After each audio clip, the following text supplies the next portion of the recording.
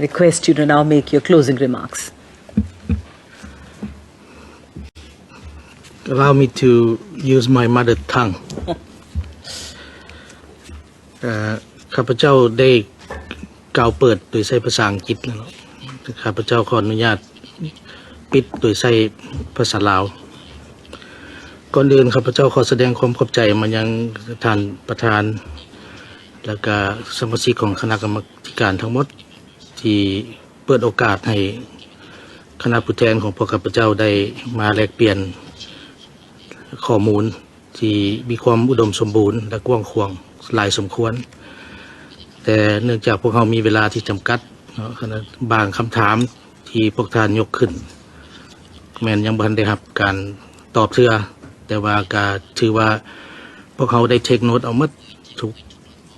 คำถามคำแนะนำที่มีประโยชน์เพื่อเฮ็ดให้พันธะภายใต้สนธิสัญญานี้ของพวกเขานี้ได้รับการจัดตั้งปฏิบัติอย่างมีประสิทธิผลในระดับประเทศ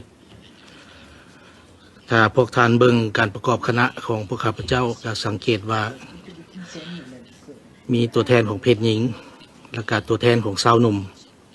เกือบครึ่งหนึ่งอันนี้ก็เป็นการแสดงให้เห็นถึงเจตจำนงของรัฐบาลสปป.ลาว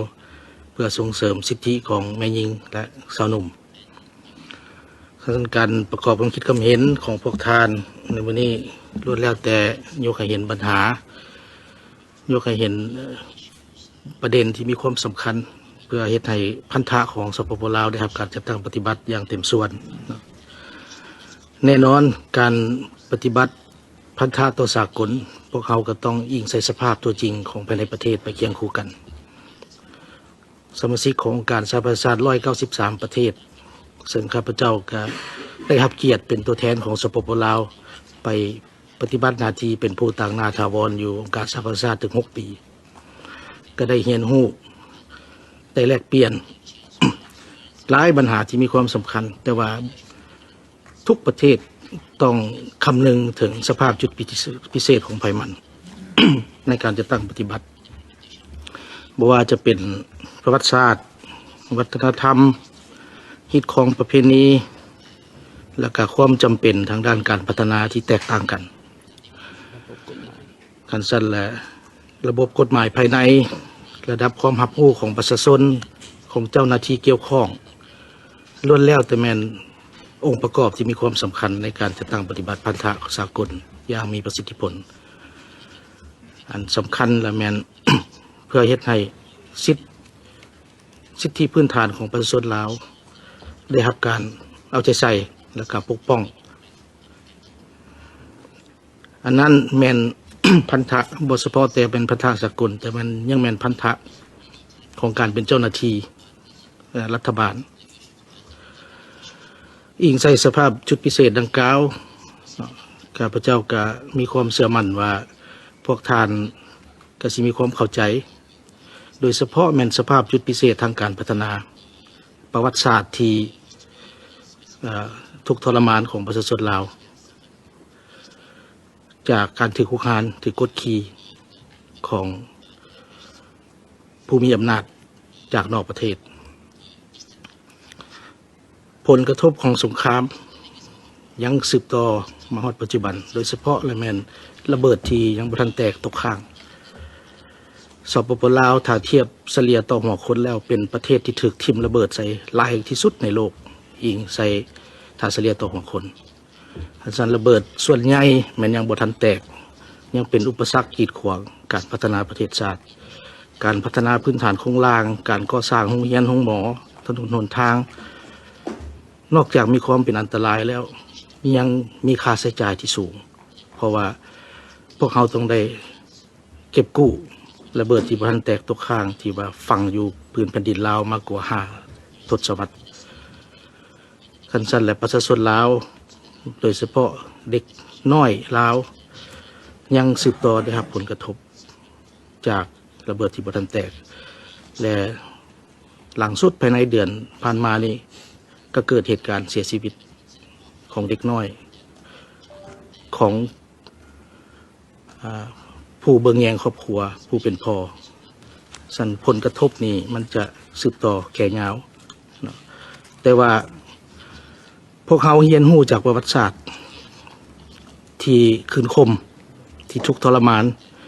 แต่ว่าพวกเขาจะบ่ให้ประวัติศาสตร์มันเกิดขึ้นกับพวกเขากับลูกหลานพวกเขาในอนาคตคันสั้นการคิดบวกการเบิ่งปัญหาการแก้ไขปัญหาในแง่บวกโดยผ่านการปรึกษาหรือลักษณะนี้ข้าพเจ้าเป็นนักการทูตมีความเชื่อมั่นว่าการเจรจาโดยซอกวิธีทางสันติเพื่อแก้ไขปัญหาแมนวิธีทางเดียวในการแก้ไขทุกๆปัญหาที่เกิดขึ้นในโลกโดยเฉพาะในสภาพการของสากลที่มีความสลับซับซ้อนและก็ผันแปรในปัจจุบันคันสั้นบรรดาสิ่งท้าทายดังกล่าวก็ยังมีหลายนะคันสั้นและการจะตั้งปฏิบัติสนธิสัญญาสากลนี่ครับพระเจ้าเชื่อมั่นว่าบ่สามารถเฮ็ดได้คือกันเท่าเทียมกันของทุกประเทศได้หรือว่า no one size fits all คันสั้นต้องอิงใส่สภาพจุดพิเศษทางการพัฒนาขีดของประเพณีวัฒนธรรมประวัติศาสตร์และความรับรู้ขีดความสามารถของประชาชนและพลังงานไปเคียงคู่กันซึ่งว่าข้าเจ้าจะเป็นผู้จะตั้งปฏิบัติตัวจริงคันสั้นและในโอกาสนี้ข้าพเจ้าขอแสดงความขอบใจเนาะต่อคณะกรรมการโดยเฉพาะท่านประธานแล้วก็ขออภัยนำที่ว่าพวกเขามีเวลาหน่อยมีเวลาจำกัดบ่สามารถตอบได้ทุกข้อของใจหรือคำถามแต่ว่าจุดพ้นเด่นอันหนึ่งสปป.ลาวของพวกเขาเป็นประเทศที่มีความอุดมสมบูรณ์ทางด้านวัฒนธรรมฮิตของประเพณีชนชาติชนเผ่าขันสั้นและบางคำศัพท์นี่พวกข้าพเจ้าก็ขอว่าแบบคงไปคงมาแม่นยังบ่ทันเข้าใจได้เถื่อว่าเป็นยังจึงใส่คำศัพท์ตัวอย่างว่าคำว่า indigenous เพราะว่าพวกข้าพเจ้าอยู่ร่วมกันโดยสันติมา1,000 ปี 2,000 ปีโดยที่ผู้มีการจำแนกสั้นเจ้าหน้าที่บางท่านหรือว่าประชาชนคันใช้คำว่า indigenous มีลักษณะแบ่งแยกข้าเจ้ารู้สึกว่ามีลักษณะแบ่งแยกว่าผู้ใดอยู่ก่อนไผผู้ใดเกิดก่อนไผผู้ใดดำรงชีวิตอยู่ก่อนผู้ใดฮิตของประเพณีของผู้ใดเก่าแก่ของผู้ใดคันสั้นแหละข้าพเจ้าคิดว่าพวกเขาควรลืมสิ่งที่แตกต่างมาเบิ่งสิ่งที่พวกเขาสามารถเฮ็ดนำกันได้โดยเฉพาะบรรดาพันธะต่างๆที่พวกเขาสามารถจะตั้งปฏิบัติได้อย่างมีผลสำเร็จอยู่ในระดับประเทศข้าพเจ้าก็คิดว่าทั้งคณะกรรมการบรรดาองค์การจัดตั้งสากลรวมทั้งองค์การที่บ่สังกัดรัฐบาลและเสี่ยวซานจะสืบต่อให้คำปรึกษาแก่พวกข้าพเจ้าเพื่อเฮ็ดให้พันธะสากลของสปป.ลาวได้รับการจัดตั้งปฏิบัติอย่างเอาใจใส่และในโอกาสนี้ข้าพเจ้าก็ได้เว้าถึงองค์ประกอบของคณะผู้แทนมีสาวหนุ่มมีแม่หญิงแล้วก็ข้าพเจ้าคิดว่าหมดทุกท่านที่ประกอบอยู่ในคณะผู้แทนนี่แม่นได้รับโอกาสในการศึกษาเท่าเทียมกันหมดไปเรียนอยู่ออสเตรเลียเรียนอยู่ญี่ปุ่นแคนาดาอยู่ข้าพเจ้าก็เรียนมาจากประเทศตะวันตกคือกันเนาะและบ่เฉพาะแต่ประเทศที่ว่าอยู่ใกล้เคียงเพื่อนมิตรที่ว่าได้ให้โอกาสให้ซึ่งการศึกษาแก่ลูกหลานนักเรียนนักศึกษาของเราไปศึกษาอยู่ก็ล้วนแต่นำเอาความรู้ความสามารถกลับคืนไปนำใช้เพื่อประกอบส่วนในการสร้างสรรค์พัฒนาประเทศชาติให้เจริญรุ่งเรืองสปป.ลาวมีความตัดสินใจสูงเพื่อนำเอาประเทศชาติหลุดพ้นออกจากสภาพด้อยพัฒนาและก็ได้รับการ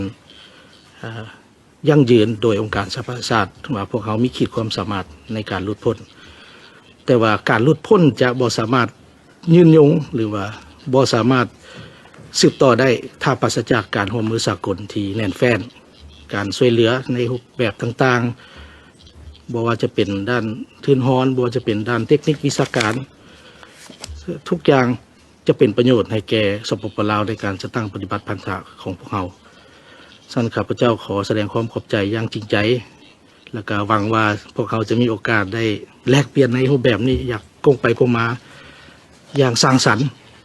และเบิ่งไปอนาคตนำกันขอขอบใจ